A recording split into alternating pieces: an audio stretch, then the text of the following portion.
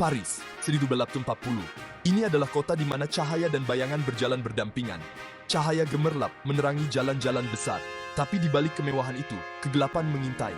Bayangan menari di gang-gang sempit. Kemiskinan dan keputusasaan membelenggu mereka yang terlupakan. Di sini, kejahatan merajalela, rahasia berbisik di udara. Ini adalah dunia The Mysteries of Paris, karya Eugène Sue. Ini adalah perjalanan ke jantung gelap Paris. Sebuah perjalanan ke dalam kegelapan jiwa manusia. Bersiaplah untuk tersesat di dalamnya. Bersiaplah untuk takut. Bersiaplah untuk berubah selamanya. Anda dapat mempelajari lebih lanjut tentang mitra video kami di tautan yang ada di deskripsi.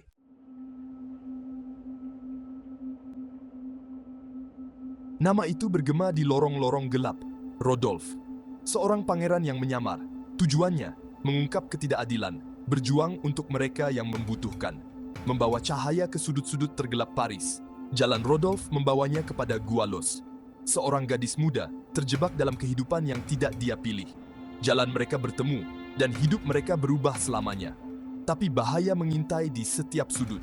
Akankah Rodolphe dan Goualos selamat dari cobaan yang menanti mereka?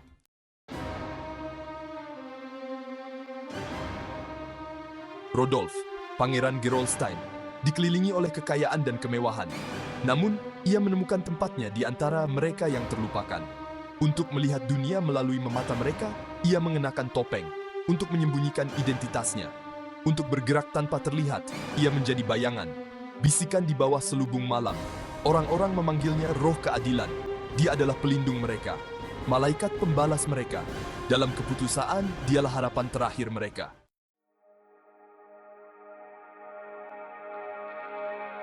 Rodolphe menjalani dua kehidupan. Di siang hari, ia bergaul dengan orang-orang kaya di Paris. Ia berdansa dan berpesta bersama mereka. Namun, hatinya tidak berada di sana. Di mana-mana, ia hanya melihat ketidakadilan. Nasib orang miskin selalu menghantuinya. Dan ketika malam tiba, ia menunjukkan jati dirinya. Ia menyelinap dalam bayangan. Ia adalah bayangan keadilan. Di saat-saat membutuhkan, ia adalah malaikat pelindung sejati.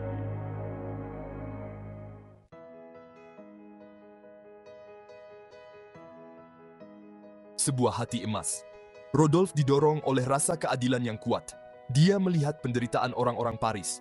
Para penjahat dan orang kaya menindas mereka. Dia tidak bisa tinggal diam. Dia harus bertindak. Hatinya teriris melihat mereka.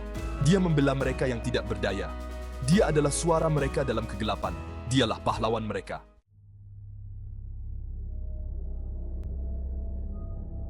Saat itu malam, dan jalanan diselimuti kegelapan. Bau keputusasaan tercium dari batu-batu basah. Rodolphe terbalut jubah gelap, berjalan di labirin gang-gang sempit. Indera-inderanya tajam. Dia mendengarkan dengan seksama bisikan-bisikan dunia kejahatan. Dia sedang memburu monster, seorang penjahat terkenal yang hanya dikenal sebagai sang majikan, seekor predator yang memangsa yang lemah dan tak berdosa. Dan korban berikutnya, seorang wanita muda baru berusia 16 tahun yang hanya dikenal sebagai bunga selokan, sebuah bunga rapuh yang terpaksa hidup di tengah kotoran dan kemelaratan.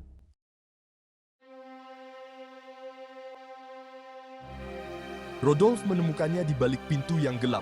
Tempat wanita itu bersembunyi. Pakaiannya kompang camping, dan tubuhnya gemetar. Dia menatap Rodolphe dengan takut. Tetapi di matanya, Rodolphe juga melihat keberanian. Rodolphe melihat secercah harapan dalam dirinya, jiwa yang menolak untuk menyerah. Dia berbicara dengan lembut. Suaranya bagaikan bisikan tenang di tengah hiruk-pikuk jalanan.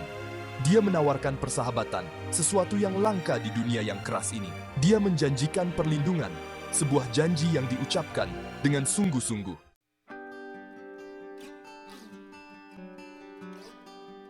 Saat Rodolphe menuntun Goualos melalui jalanan yang berliku, ia mulai merasakan hubungan di antara mereka.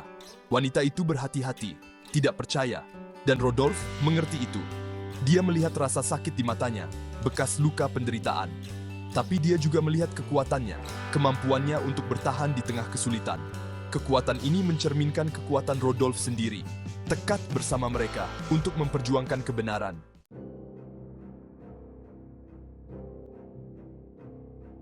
Dia adalah Sang Algojo, monster kejam yang bayangannya saja sudah menebarkan kengerian, dan yang membuat seluruh jalanan gelap Paris gemetar ketakutan. Namanya, yang hampir identik dengan perbuatannya yang kelam, bahkan dibisikkan dengan ngeri oleh para penjahat paling keji sekalipun. Dia adalah penguasa rasa sakit, yang dahaganya akan darah menjadi tontonan yang mengerikan. Metodenya brutal, hukumannya cepat dan tanpa ampun. Penderitaan orang lain memberinya makan, dia menikmati jeritan kesakitan. Dia adalah seorang pemburu yang memangsa yang lemah dan tak berdaya, hanya meninggalkan mayat dan kehidupan yang hancur. Dia adalah monster yang menyamar sebagai manusia, yang ketakutannya merayap ke setiap sudut gelap kota.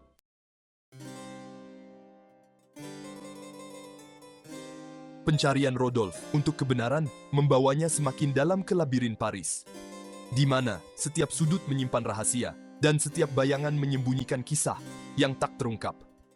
Dia segera menyadari bahwa kejahatan memiliki banyak wajah, tersembunyi di balik senyuman dan tatapan licik.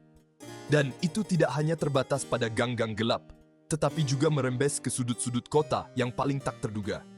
Bahkan, di salon-salon mewah orang kaya, di mana tawa dan obrolan ringan menyembunyikan kenyataan yang jauh lebih gelap. Di balik kemewahan dan kesopanan, kebusukan tumbuh subur, diberi makan oleh ilusi kesempurnaan palsu. Keserakahan dan korupsi mendorong mereka. Setiap kesepakatan, setiap senyuman menyembunyikan motif egois. Mereka memangsa orang miskin, mengeksploitasi kerentanan mereka untuk semakin memperkaya diri mereka sendiri. Kekayaan mereka dibangun di atas punggung orang-orang yang tertindas. Setiap koin emas ternoda oleh keringat dan air mata para pekerja. Rodolphe memperhatikan mereka. Hatinya semakin berat. Setiap ketidakadilan memperkuat tekadnya. Mereka buta terhadap rasa sakit yang mereka timbulkan. Dan alih-alih menghadapi kebenaran, mereka berpaling darinya. Mereka tidak mendengar jeritan minta tolong dari orang-orang yang tidak bersalah. Tidak peka terhadap konsekuensi dari tindakan mereka. Hanya disibukkan dengan permainan mereka sendiri. Dunia mereka adalah sangkar emas, indah dari luar, tetapi menyesakkan dari dalam dengan kemewahan dan tidak peduliannya. Jebakan yang berkilauan, yang membuat mereka menjadi tawanan keegoisan mereka sendiri.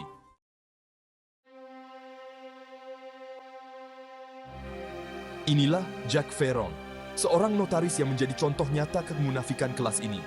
Dia adalah seorang manipulator ulung, menggunakan hukum sebagai senjata untuk menindas yang lemah.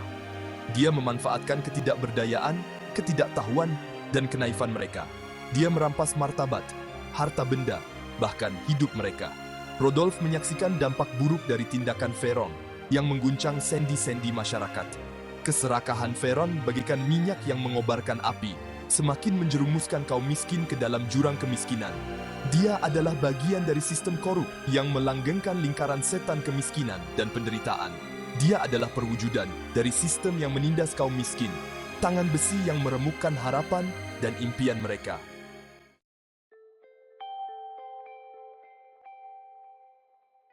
Bagian 3, benih pemberontakan. Tapi Rodolphe tidak akan tinggal diam. Dia bertekad untuk mengungkap sistem korup ini dan mengungkapkan kebenaran kepada semua orang. Dia akan menggunakan uangnya, kekuasaannya, dan koneksinya untuk memperjuangkan kebenaran. Dia akan menjadi suara bagi mereka yang tidak dapat bersuara. Dia akan meruntuhkan tembok-tembok tak terlihat, batu bata demi batu bata, sampai jeritan orang-orang yang menderita tidak dapat diabaikan lagi. Dia tahu jalannya tidak akan mudah. Orang kaya telah melupakan kewajiban mereka, kekuatan mereka mengakar kuat. Tapi benih revolusi telah ditaburkan, dan Rodolphe merawatnya, bahkan jika dia harus mengorbankan segalanya untuk itu.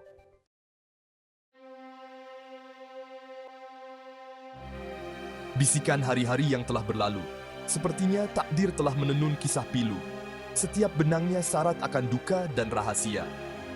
Pencarian Rodolphe telah mengungkap sebuah kebenaran yang sangat pribadi, sesuatu yang tak pernah ia bayangkan sebelumnya. Setiap dokumen, setiap halaman yang disentuhnya, menguak tabir rahasia baru. La Goualeuse, gadis yang telah ia bersumpah untuk lindungi, tak lain adalah darah dagingnya sendiri. Penemuan yang mengejutkan ini mengubah segalanya, masa lalunya, masa depannya, segalanya. Kabar itu datang seperti sambaran petir di siang bolong. Masa lalunya menyeruak ke dalam kehidupannya saat ini dengan kekuatan yang mengerikan. Kenangan yang ingin ia kubur, kini muncul kembali dengan lebih kuat. Ia teringat pada hari ketika kekasihnya menghilang. Hari yang hanya membawa kepedihan dan keputusasaan. Putri kecil mereka direnggut darinya. Kepedihan hari itu masih membekas di hatinya hingga kini. Kenangan yang telah lama terpendam, kini muncul kembali seperti gelombang pasang yang tak terhentikan. Penyesalan dan rasa bersalah menghantamnya. Setiap gambar, setiap perasaan berbicara kepadanya dengan bahasa kenyataan yang menyakitkan. Dia tidak bisa menyelamatkan mereka. Kesadaran itu menggerogoti dirinya. Cintanya tidak cukup untuk melindungi mereka dari kegelapan. Dia merasa tidak berdaya, hancur oleh kelemahannya sendiri. Tapi sekarang, bertahun-tahun kemudian, takdir memberinya kesempatan. Kesempatan untuk menebus dirinya sendiri, untuk memperbaiki kesalahannya, dan menemukan kedamaian.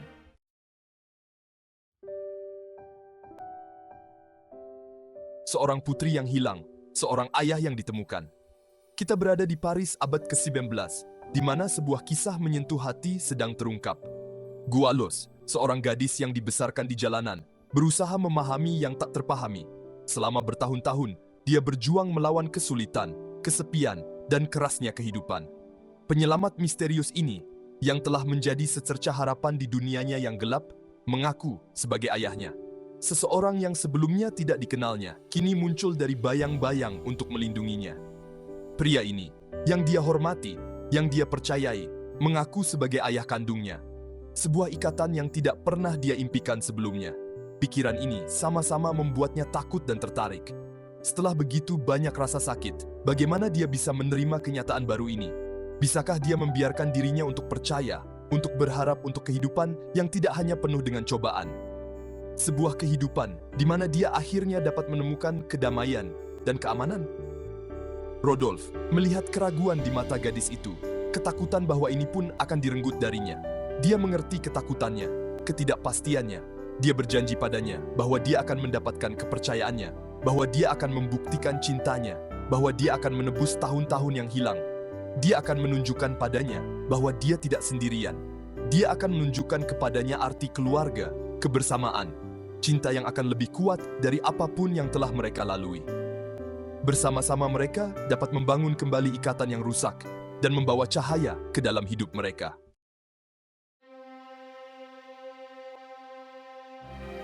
Harga sebuah penebusan. De Rodolphe tahu, penebusan datang dengan harga yang harus dibayar. Kekuatan kegelapan yang telah ia bersumpah untuk hancurkan tidak akan menyerah dengan mudah. Mereka akan memanfaatkan kelemahan baru ini, celah baru di baju besinya, untuk melukainya. Rodolphe harus memilih, melindungi putrinya dan kembali ke kegelapan, atau melanjutkan perjuangannya, mempertaruhkan keselamatan dan jiwanya. Jalan di depannya sulit dan berbahaya. Tindakan penyeimbangan yang berbahaya antara cinta dan tugas, balas dendam dan pengampunan. Dia menyadari bahwa harga penebusan mungkin jauh lebih tinggi daripada yang pernah dia bayangkan.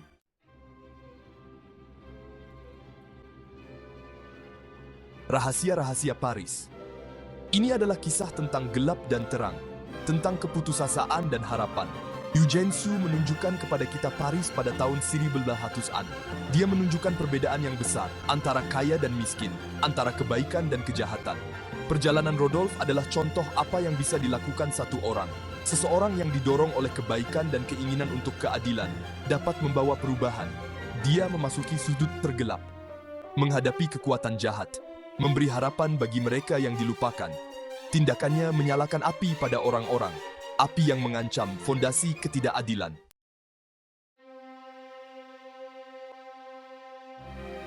Misteri Paris bukan hanya sebuah cerita. Ini adalah cerminan dunia kita. Sebuah dunia di mana jurang antara si kaya dan si miskin masih ada. Di mana pertempuran antara yang baik dan yang jahat terus berlanjut. Ini adalah panggilan bagi kita untuk bertindak. Mengingatkan kita bahwa kita semua memiliki peran dalam memperjuangkan keadilan. Eugène Sue meminta kita untuk membuka mata, untuk melihat ketidakadilan yang terjadi di sekitar kita, untuk menyuarakan kebenaran melawan kejahatan, untuk berjuang demi dunia yang lebih baik. Mari kita selami misteri Paris dan pecahkan misteri ini sendiri. Rasakan kekuatan karya agung ini yang tetap relevan hingga saat ini. Ketika gema, Les Mystères de Paris mereda, yang tersisa bagi kita lebih dari sekadar cerita. Ini seperti cermin yang menunjukkan sisi gelap dan terang masyarakat kita sendiri. Ketimpangan dan pertempuran abadi antara kebaikan dan kejahatan tidak terbatas pada halaman-halaman mahakarya Eugène Sue. Itu masih ada di dunia kita hingga saat ini. Kisah ini adalah seruan nyata untuk bertindak. Ini mendorong kita untuk membuka mata terhadap ketidakadilan di sekitar kita, untuk mempertanyakan tatanan yang ada, dan berjuang untuk dunia yang lebih adil dan setara. Karya Eugene Sue tak lekang oleh waktu, dan mendorong kita semua untuk memainkan peran kita dalam perjuangan yang berkelanjutan ini. Les Mystères de Paris bukan hanya sebuah cerita, ini adalah warisan, pengingat abadi tentang kekuatan sastra untuk mengilhami perubahan. Selami Les Mystères de Paris. Temukan rahasia yang tersembunyi, rasakan kekuatan abadi dari mahakarya ini, dan biarkan diri Anda terhanyut. Terima kasih atas perhatiannya. Jika Anda menikmati perjalanan melalui cahaya dan bayangan Paris ini, jangan lupa untuk menyukai video ini, berlangganan saluran ini, dan bagikan dengan orang lain. Dukungan Anda membantu kami menghidupkan lebih banyak cerita. Bergabunglah dengan komunitas kami, dan bagikan cerita ini dengan orang lain menggunakan tombol yang Anda lihat di layar. Sukai, berlangganan,